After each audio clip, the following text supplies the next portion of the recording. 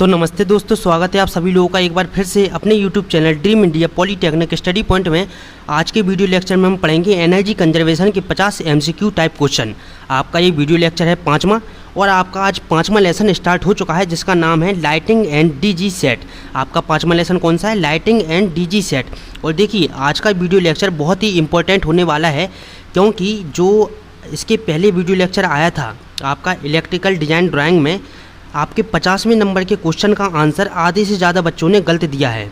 तो आज 50वें नंबर के जो क्वेश्चन में आपका कन्फ्यूजन है वो आज के वीडियो लेक्चर में हम क्लियर कर देंगे, आपको एकदम क्लियर कर देंगे। आपका फिर वो क्वेश्चन आपका कभी भी गलत नहीं हो सकेगा।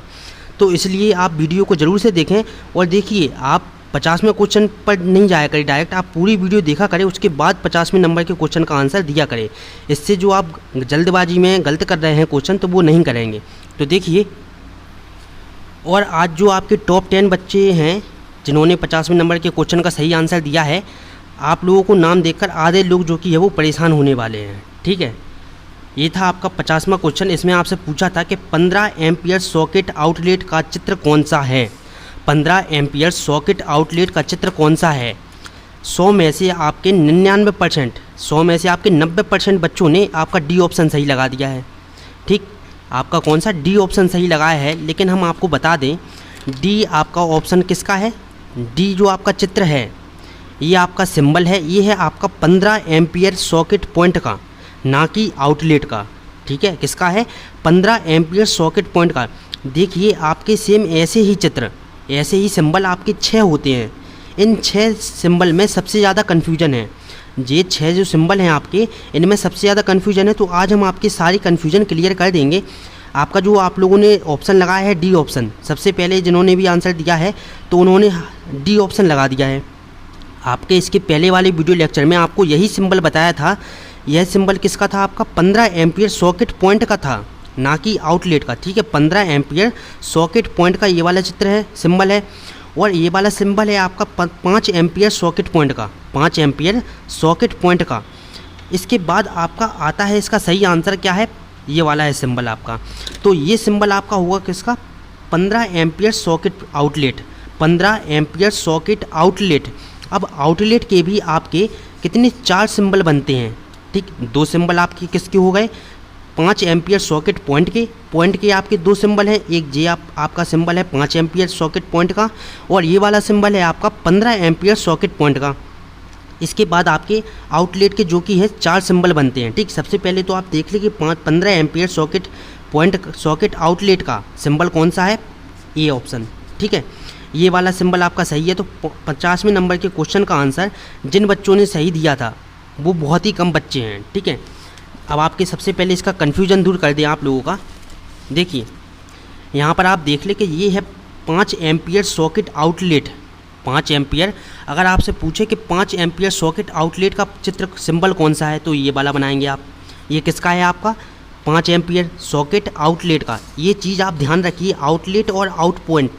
ठीक, आउटलेट और आउट पॉइंट में सबसे ज़्यादा कन्फ्यूजन है, सबसे ज़्यादा कन्फ्यूज यहीं पर होते हैं। 5 एम्पियर सॉकेट आउटलेट अगर आपका आए तो ये वाला सिंबल बनेगा। ठीक, और पॉइंट के लिए हमने आपको बता दिया है। ठीक, 15 एम्पियर सॉकेट आउटलेट के लिए ये वाला सिंबल बनेगा। इसके बाद आते हैं आपके 2 सिंबल और आते हैं 5 एम्पियर सॉकेट आउटलेट, लेकिन स्विच सहित। क्या? स्विच सहित। अगर आपसे पूछ ले स्विच सहित तो आपका ये जो इस तरह से आपका एल बना हुआ है ये हट जाएगा। ठीक है, अगर आपसे पूछ ले 5 एम्पियर सॉकेट आउटलेट स्विच सहित, ठीक है, तो इसमें आप ये चीज़ नहीं लगाएंगे, केवल ये सिंबल बना देंगे। ठीक, सिंपल। इसके बाद अगर आपसे पूछ ले 15 एम्पियर सॉकेट आउटलेट स्विच सहित तो उसका सिंबल ये है। तो आप ये जो 6 सिंबल हैं इनको कहीं पर नोट कर ले या इनको रट्टा मार ले। सबसे ज़्यादा कन्फ्यूजन यहीं पर होता है, इसलिए हमने आपको 50वें नंबर का क्वेश्चन ये वाला दिया था। अब आप देख लें कि टॉप 10 जो आपके बच्चे हैं उनके नाम क्या हैं। तो आज आपके टॉप 10 केवल 4 बच्चे हैं।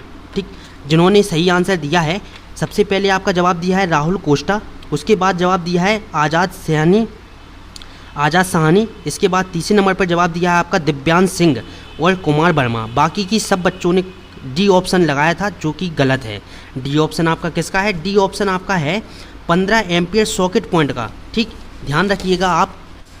तो चलिए वापस अपने टॉपिक पर आते हैं। आज हम पढ़ेंगे कौन सा, fifth lesson, lighting and DG set. आशा करते हैं कि आपके सारे कन्फ्यूजन दूर हो चुके होंगे। अगर अभी भी आपको कोई भी कन्फ्यूजन है तो आप कमेंट बॉक्स में ज़रूर से पूछें। आप लोग सभी कन्फ्यूजन अपने कमेंट बॉक्स में लिख दिया करें, उसका जवाब हम आपको ज़रूर से देते हैं। ठीक, आज का आपका पहला क्वेश्चन आता है कि ल्यूमेंट प्रति वर्ग मीटर क्या कहलाता है। ल्यूमेंट प्रति वर्ग मीटर क्या कहलाता है? तो आपके इसके ऑप्शन है लक्स, मीटर, कैंडल। ठीक, मीटर, कैंडल, दोनों या इनमें से कोई नहीं। तो आपका जो ल्यूमेंट प्रति वर्ग मीटर क्या कहलाता है? लक्स और मीटर कैंडल दोनों। ठीक, और आपके लक्स और मीटर कैंडल एक ही चीज़ होती है। ठीक है, लक्स और मीटर कैंडल क्या होता है? एक ही चीज़ होती है। यहाँ पर आप देख सकते हैं लक्स और मीटर कैंडल बराबर आपका क्या होता है? ल्यूमेंट प्रति वर्ग मीटर। ल्यूमेंट प्रति वर्ग मीटर स्क्वायर होता है। ठीक है, ल्यूमेंट प्रति वर्ग मीटर स्क्वायर, इसको हम ऐसे भी लिख सकते हैं LM, ठीक, अपॉन M का स्क्वायर, मीटर स्क्वायर। ठीक है, इसके बाद आता है आपका दूसरे नंबर का क्वेश्चन कि ल्यूमेंट सेकंड की प्रकाश ऊर्जा को क्या कहा जाता है? ल्यूमेंट सेकंड की प्रकाश ऊर्जा को क्या कहा जाता है? लक्स, ल्यूमेंट, मीटर या इनमें से कोई नहीं। तो इसको क्या कहते हैं? ल्यूमेंट कहते हैं। इसके बाद तीसरे नंबर का आपका क्वेश्चन आता है कि कौन सी लाइट स्रोत कितनी दिखने वाली लाइट या प्रकाश उत्पन्न करता है, उसे क्या कहते हैं? मतलब आपका कोई भी जो लाइट स्रोत है वो कितनी देर तक दिखने वाला प्रकाश या लाइट उत्पन्न करता है, उसको हम क्या कहेंगे? लक्स, मीटर, ल्यूमेंट या एफिकेसी। एफिकेसी कहेंगे हम उसको। ठीक है, तो आपका इसका सही आंसर क्या आएगा? एफिकेसी। इतना आपको देखना है। इसके बाद आप देखेंगे कि एफिकेसी बराबर आपका क्या होता है? ज्योति फ्लक्स बटे शक्ति, ज्योति फ्लक्स अपॉन शक्ति। तो आपका ये सूत्र होता है एफिकेसी का। ये सूत्र भी आपसे पूछा जा सकता है कि एफिकेसी बराबर आपका क्या होता है? तो ज्योति फ्लक्स बटे शक्ति। चौथे नंबर का आपका क्वेश्चन आता है कि विद्युत ऊर्जा को निम्न में से कौन सा परिवर्तन किया जाता है? विद्युत ऊर्जा को निम्न में से किस में परिवर्तित किया जाता है? तो विद्युत ऊर्जा को हम किस में परिवर्तित करते हैं? प्रकाश ऊर्जा में, विद्युत चुंबकीय ऊर्जा में, विद्युत रसायन ऊर्जा में या ये सभी? तो आपका इसका सही आंसर क्या होगा? ये सभी। विद्युत ऊर्जा को हम प्रकाश ऊर्जा में भी बदलते हैं, राइट, और आपका विद्युत चुंबकीय ऊर्जा में भी कन्वर्ट करते हैं और विद्युत रासायनिक ऊर्जा में भी कन्वर्ट करते हैं विद्युत ऊर्जा को। ठीक है, पाँचवें नंबर का आपका क्वेश्चन आता है कि सोडियम वेपर लैंप का उपयोग कहाँ किया जाता है? सोडियम वेपर लैंप का उपयोग कहाँ पर किया जाता है? सड़कों व समुद्र तट पर, पार्कों में, होटलों में या इनमें से कोई नहीं। तो आपका इसका सही आंसर क्या होगा? जो सोडियम वेपर लैंप होते हैं आपका उनका उपयोग किया जाता है सड़कों व समुद्र तटों पर। ठीक, समुद्री तटों पर। छठवें नंबर का आपका क्वेश्चन आता है कि 40 वॉट की फ्लोरोसेंट ट्यूब कितनी लंबी होती है? 40 वॉट की फ्लोरोसेंट ट्यूब कितनी लंबी होती है? 140 सेंटीमीटर, 130 सेंटीमीटर, 120 सेंटीमीटर या इनमें से कोई नहीं। तो आपकी जो 40 वॉट की फ्लोरोसेंट ट्यूब होती है वो आपकी होती है 120 सेंटीमीटर। देखिए, आपको बता दें आपकी जानकारी के लिए, पूरे YouTube चैनल पर आपको एक वीडियो लेक्चर में 50 MCQ टाइप क्वेश्चन कोई नहीं पढ़ाता है। ठीक है, तो यहाँ पर आपको ज़्यादा से ज़्यादा मटेरियल देने की कोशिश की जाती है। ठीक, इसलिए आप वीडियो को ज़्यादा से ज़्यादा अपनी सभी दोस्तों के साथ शेयर करें ताकि उनको भी इस चीज़ का लाभ जो कि है वो मिल सके। ठीक है, सातवें नंबर का आपका क्वेश्चन आता है कि हैलोजन लैंप में कौन कौन सी गैस भरी होती हैं? इस वाले चैप्टर में आपको सभी लैंप के बारे में पढ़ना है बस। ठीक है, हैलोजन लैंप में कौन कौन सी गैस भरी होती हैं? नाइट्रोजन गैस, नियॉन गैस, दोनों या इनमें से कोई नहीं। तो आपका जो हैलोजन लैंप होता है उसमें नाइट्रोजन गैस और नियॉन गैस दोनों भरी होती हैं। तो आपका ऑप्शन सी सही होगा।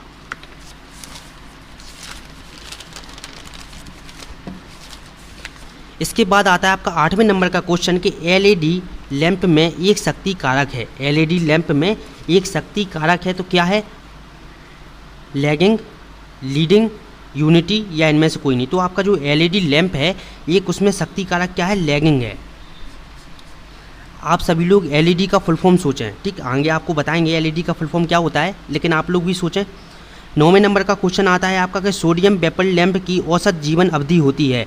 मतलब कि आपका जो सोडियम वेपर लैंप है वो टोटल कितने घंटे जल सकता है अपने पूरे जीवन काल में? ठीक है, सोडियम वेपर लैंप की औसत जीवन अवधि कितनी होती है? 1000 घंटे, 2000 घंटे, 3000 घंटे या 6000 घंटे। तो आपका जो सोडियम वेपर लैंप होता है वो आपका पूरा जीवन काल में 6000 घंटे जल सकता है। ठीक है, 10वें नंबर का आपका क्वेश्चन आता है कि किसी दीप्त वस्तु द्वारा प्रति सेकंड छोड़ी गई प्रकाश ऊर्जा क्या कहलाती है? किसी दीप्त वस्तु द्वारा प्रति सेकंड छोड़ी गई प्रकाश ऊर्जा क्या कहलाती है? आपके ऑप्शन है ल्यूमिनस फ्लक्स, ठीक, ल्यूमेंट, एल्यूमिनेशन, ठीक, या कैंडेला। तो आपका इसका सही आंसर क्या होगा? ल्यूमिनस फ्लक्स, ठीक। आपकी किसी दीप्त वस्तु द्वारा प्रति सेकंड छोड़ी गई आपकी प्रकाश ऊर्जा क्या कहलाती है? ल्यूमिनस फ्लक्स कहलाती है। 11वें नंबर का आपका क्वेश्चन आता है कि हैलोजन लैंप में फिलामेंट कौन सा लगा होता है? हैलोजन लैंप में आपका फिलामेंट किस चीज़ का लगा होता है? टंगस्टन, नाइक्रोम, यूरेका या मैग्नेट, ठीक है। आपका इसका सही आंसर क्या होगा? टंगस्टन।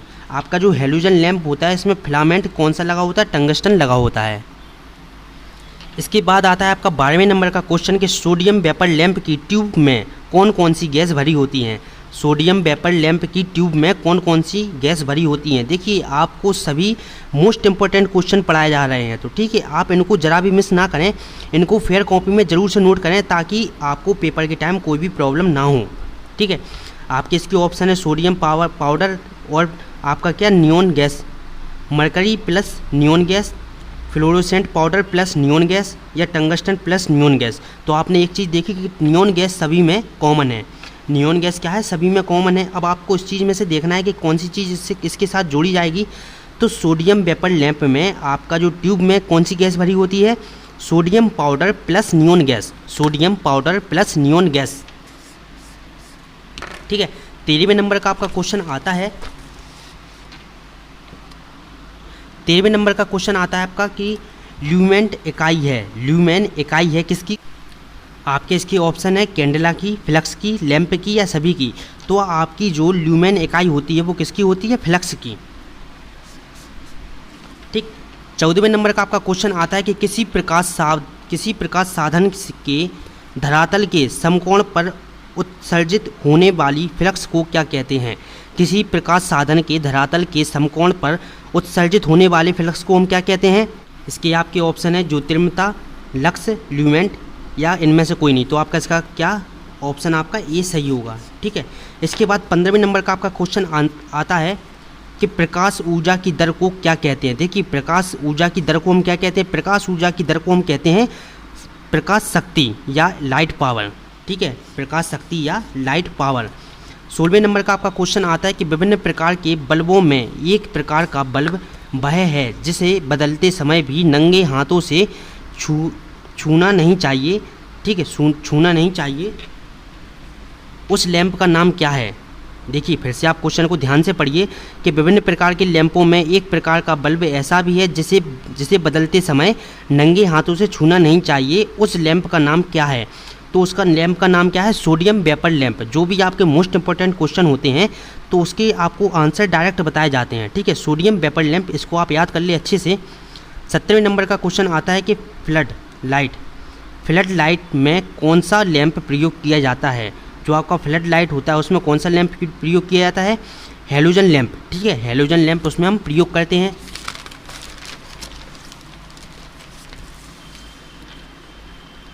18वें नंबर का क्वेश्चन आता है आपका कि सोडियम वेपर लैंप कितने प्रकार के होते हैं? जो आपके सोडियम वेपर लैंप आप बार बार पढ़ रहे हैं तो वो कितने प्रकार के होते हैं? 1 प्रकार के, 2 प्रकार के, 3 प्रकार के या 4 प्रकार के? तो आपका इसका सही आंसर क्या है? सोडियम वेपर लैंप 2 प्रकार के होते हैं। पहला आपका होता है सोडियम वेपर लैंप निम्न दाब सोडियम वेपर लैंप और दूसरा होता है उच्च दाब सोडियम वेपर लैंप, ठीक है। इसके बाद आता है आपका 19 नंबर का क्वेश्चन कि सोडियम वेपर लैंप किस वोल्टेज पर बनाए जाते हैं? जो आपके सोडियम वेपर लैंप होते हैं वो आपके किस वोल्टेज पर बनाए जाते हैं? आपके ऑप्शन है 45, ठीक, 60, 85, 140 वॉट, ठीक, या सभी। तो आपके जो सोडियम वेपर लैंप है वो आपके 45 वॉट, 60 वॉट, 85 वॉट और आपके 140 वॉट पर बनाए जाते हैं। तो आपका आंसर क्या आएगा? सभी, ठीक है। 20वें नंबर का क्वेश्चन आता है कि CFL का फुल फॉर्म क्या होता है? CFL का फुल फॉर्म क्या होता है? इसका देखिए फुल फॉर्म होता है कॉम्पैक्ट फ्लोरोसेंट लैंप। CFL का फुल फॉर्म क्या है? Compact fluorescent lamp. इसके बाद आता है 21 नंबर का क्वेश्चन कि CFL की औसत जीवन में कितने घंटा जलाया जाता है? जो आपकी CFL होता है उसको हम कह लिए आपका जीवन काल कितना होता है या उसको औसत जीवन में कितने घंटे जलाया जा सकता है, ठीक, आपके इसके ऑप्शन है 4000 से 15000 घंटे, 6000 से 15000 घंटे, 15000 से 15000 घंटे या इनमें से कोई नहीं। तो आपका इसका सही आंसर क्या होगा? जो आपके CFL को हम जला सकते हैं वो आपके पूरे जीवन काल में कितने 6000 से 15000 घंटे तक जला सकते हैं। ठीक है, LED का फुल फॉर्म आपको सोचने के लिए कहा था। देखिए LED का जो फुल फॉर्म होता है वो होता है light emitting diode. Light emitting diode आपका LED का फुल फॉर्म होता है। ठीक है, 22वें नंबर का आपका क्वेश्चन आता है कि LED बल्ब की औसत आयु कितने घंटे की बीच होती है। आपकी जो LED बल्ब है उसकी औसत जीवन आयु कितने घंटे के बीच होती है? 6000 से 15000 घंटे, 3500 से 5000 घंटे, या 35000 से 50000 घंटे, या आपका 15000 से 50000 घंटे। तो आपका इसका सही आंसर क्या होगा? जो आपके LED बल्ब की औसत जीवन आयु होती है कितनी होती है? 35000 से 50000 घंटे। एक तरह से देखा जाए तो आपकी LED का जो जीवन काल है वो सबसे ज़्यादा होता है। ठीक है, 24 नंबर का क्वेश्चन आता है कि DG सेट का फुल फॉर्म, DG सेट का फुल फॉर्म क्या है? Diesel engine generator set, diesel engine generator set. ठीक है, 25वें नंबर का आपका क्वेश्चन आता है कि मरकरी वेपर लैंप का जीवन काल कितना होता है? मरकरी वेपर लैंप का जीवन काल कितना होता है? 1000, 2000, 4000 या 5000 घंटे। तो आपका कितना इसका आंसर आएगा? इसका आंसर क्या है सही? 5000 घंटे इसका जो जीवन काल होता है। 26 नंबर के क्वेश्चन में आपसे पूछता है कि मरकरी वेपर लैंप की दक्षता कितनी होती है? मरकरी वेपर लैंप की दक्षता कितनी होती है? 10 से 20, 20 से 30, 30 से 40 या 40 से 50। तो आपका इसका सही आंसर क्या होगा? 30 से 40 ल्यूमेंट प्रति वॉट। ठीक है, 30 से 40 ल्यूमेंट प्रति वाट। देखिए जब भी आपकी किसी भी लैंप की दक्षता पूछी जाएगी तो दक्षता किस में लिखी जाती है? ल्यूमेंट प्रति वाट में आपकी दक्षता लिखी जाती है। ल्यूमेंट प्रति वाट में आपकी किसी भी लैंप की दक्षता जो कि है वो लिखी जाती है। 27 नंबर का आपका क्वेश्चन आता है कि इलेक्ट्रिक आर्क लैंप की दक्षता कितनी होती है? इलेक्ट्रिक आर्क लैंप की दक्षता कितनी होती है? 20 से 30, 20 से 35, 30 से 45, ठीक, आपकी 40 से 65 या 50 से 75। तो आपका इसका सही आंसर क्या है? 40 से 65 ल्यूमेंट प्रति वर्ग। 40 से 65 ल्यूमेंट प्रति वर्ग, ल्यूमेंट प्रति वर्ग नहीं, सॉरी, ल्यूमेंट प्रति वाट। 28वें नंबर का क्वेश्चन आता है कि इलेक्ट्रिक आर्क लैंप का तापमान कितना होता है? इलेक्ट्रिक आर्क लैंप का तापमान कितना होता है? 3500 से लेके आपका कितना 4000 सेंटीग्रेड, 4000 सेंटीग्रेड इसका जो कि है वो तापमान होता है। हेलोजन लैंप की आयु कितनी होती है? हेलोजन लैंप जो आपके होते हैं उनकी आयु कितनी घंटे की होती है? 1000 घंटा, 3000 घंटा, 4000 घंटा, 2000 घंटा। तो आपका इसका सही आंसर क्या है? 2000 घंटे की आपकी हेलोजन लैंप की जो कि है वो आयु होती है। हेलोजन लैंप की दक्षता कितनी होती है? हेलोजन लैंप की दक्षता आपकी होती है 22 से 33 ल्यूमेंट प्रति वाट, 22 से 33 ल्यूमेंट प्रति वाट। ठीक है, 31 नंबर के क्वेश्चन में आपसे पूछता है कि निम्न में से कौन सा डीजल इंजन संचालन का अंतिम चरण है? निम्न में से कौन सा डीजल इंजन संचालन का अंतिम चरण है? तो आपका अंतिम चरण कौन सा है डीजल इंजन में? आपका निकास स्टॉक, एग्जिस्ट स्टॉक। ठीक है, 32वें नंबर के क्वेश्चन में आपसे पूछता है कि DG सेट की शक्ति आवश्यकता किसके द्वारा निर्धारित की जाती है? DG सेट की शक्ति आवश्यकता किसके द्वारा निर्धारित की जाती है? आधार लोड के, बेस लोड, अधिकतम लोड, मैक्सिमम लोड, आंशिक लोड, पोर्टियल लोड या शून्य भार, आपका जीरो लोड किसके द्वारा की जाती है? इसके आंसर आपका आएगा अधिकतम लोड।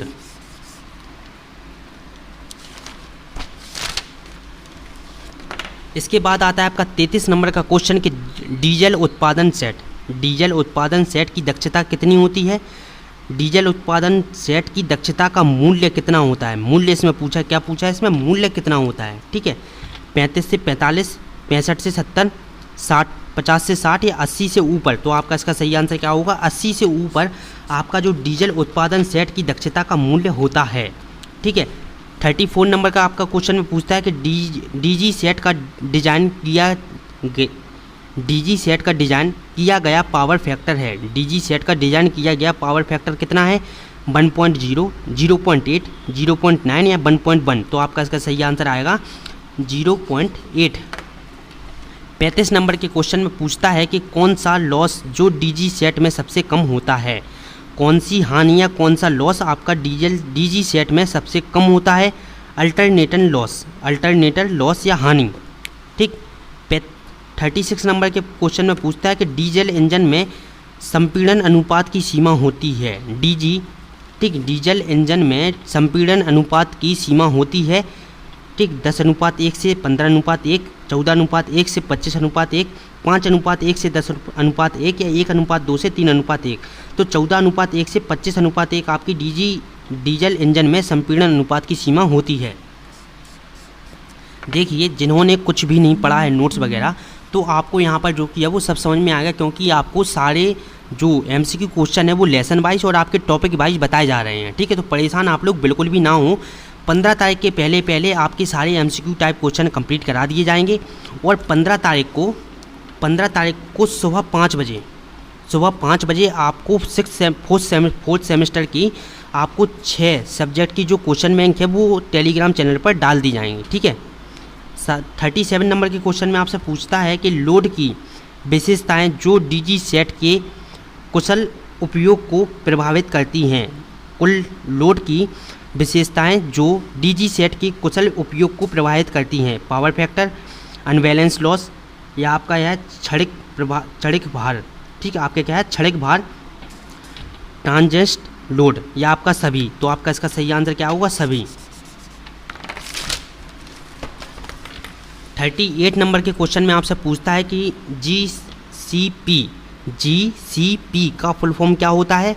Generator control panel.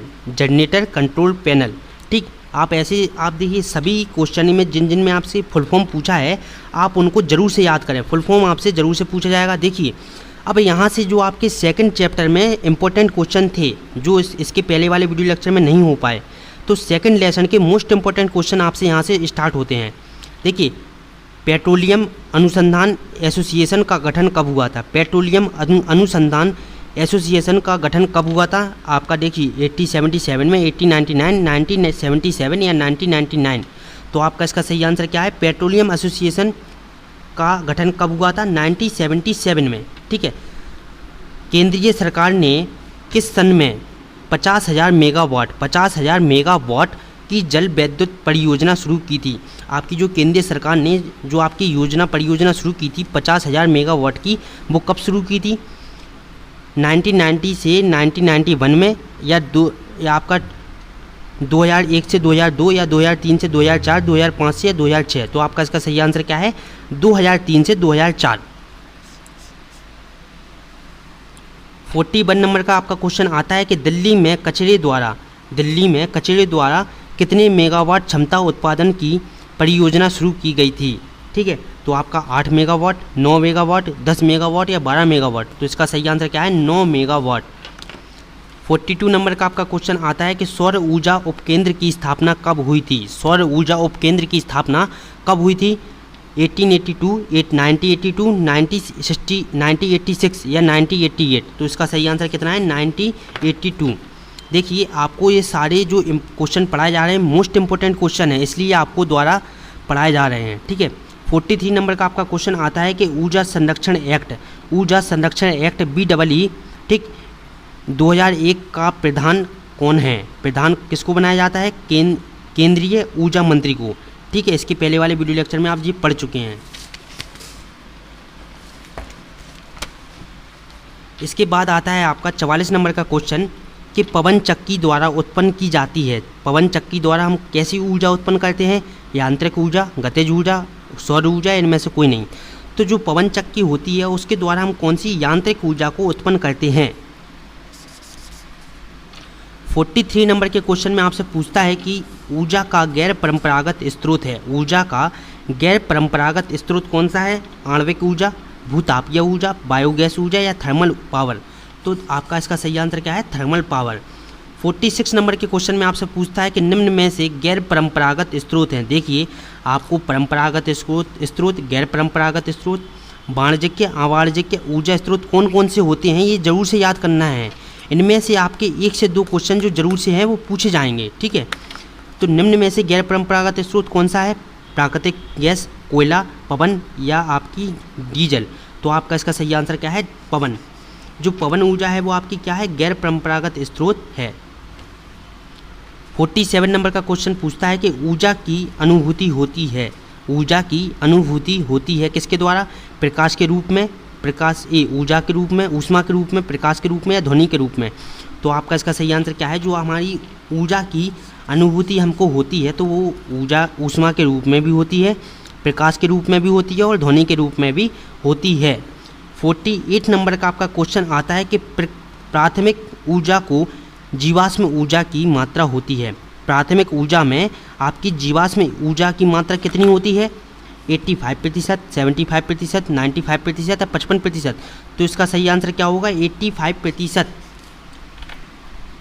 अब देखिए जो 49 और 50 नंबर का क्वेश्चन है, इन दोनों के आंसर आप लोगों को देना है, ठीक है। इन दोनों के आंसर किसको, आप लोगों को देना है। 49 नंबर के क्वेश्चन में पूछता है कि तांबे की अपेक्षा एल्यूमिनियम चालकों की चालकता होती है, तांबे की अपेक्षा एल्यूमिनियम चालकों की चालकता होती है 60%, 70%, 80% या 90%। तो आपका इसका सही आंसर आप लोग बताएंगे। और सौर ऊर्जा उपकेंद्र की स्थापना कब हुई थी, सौर ऊर्जा उपकेंद्र की स्थापना कब हुई थी, 8082 में, 9082 में, 9086 या 9088 में। इसका भी आंसर आप लोगों को देना है। तो इन दोनों क्वेश्चन के आंसर आप लोग देंगे। और देखिए जिसका भी यूट्यूब चैनल पर नाम सही नहीं डला है तो वो अपना नाम आंसर के नीचे लिख दिया करे, ठीक है। तो वही नाम उसका टॉप 10 लोगों में बोला जाएगा। तो और देखिए जल्दबाजी बिल्कुल भी ना करें आप लोग, जल्दबाजी में हमेशा गड़बड़ हो जाता है काम और आपका क्वेश्चन जो कि है वो गलत हो जाता है। इसके पहले वाले वीडियो लेक्चर में आपने देख लिया, सभी बच्चों ने डी ऑप्शन पर क्लिक कर दिया, क्या सोचकर, पॉइंट्स केवल 15 एम्पियर उनने पढ़कर आपका जो डी ऑप्शन पर जो कि है वो क्लिक कर दिया, बट सभी लोगों का गलत आया। केवल 4 बच्चों ने सही आंसर दिया है इसके पहले वाले वीडियो लेक्चर में। लेकिन देखिए इसके पहले वाले वीडियो लेक्चर में जिन बच्चों का भी क्वेश्चन गलत हुआ है तो अब वो क्वेश्चन वो कभी भी भूलेंगे नहीं, ठीक। और आप लोग जो कि है पेपर में वही क्वेश्चन सही कर कर आएंगे, ठीक है। तो देखिए परेशान बिल्कुल भी ना हो, पेपर आपको 15 तारीख के पहले आपका जो कि है MCQ टाइप क्वेश्चन सारे ख़त्म कर दिए जाएंगे और आपका रिवीजन स्टार्ट हो जाएगा, ठीक है। रिवीजन आपका करा दिया जाएगा सभी सब्जेक्ट का। आप लोग बिल्कुल भी परेशान ना हो, बस इसी तरह से आप लोग वीडियो को शेयर करते रहें। और ठीक, अगर वीडियो अच्छी लगी हो तो लाइक, कमेंट और अपने दोस्तों के साथ शेयर जरूर से करें। और अगर अभी तक आपने चैनल को सब्सक्राइब नहीं किया है तो चैनल को सब्सक्राइब करें। और देखिए आप लोगों को बता दें, जैसे ही आपके पेपर ख़त्म होंगे तो पॉलीटेक्निक 5th सेमेस्टर का हमारे वीडियो लेक्चर आपको सारे सब्जेक्ट पढ़ाए जाएंगे इसी चैनल पर, पॉलीटेक्निक 5th सेमेस्टर का इलेक्ट्रिकल डिपार्टमेंट, ठीक है। तो चलिए मिलते हैं अगले वीडियो लेक्चर में, नमस्ते।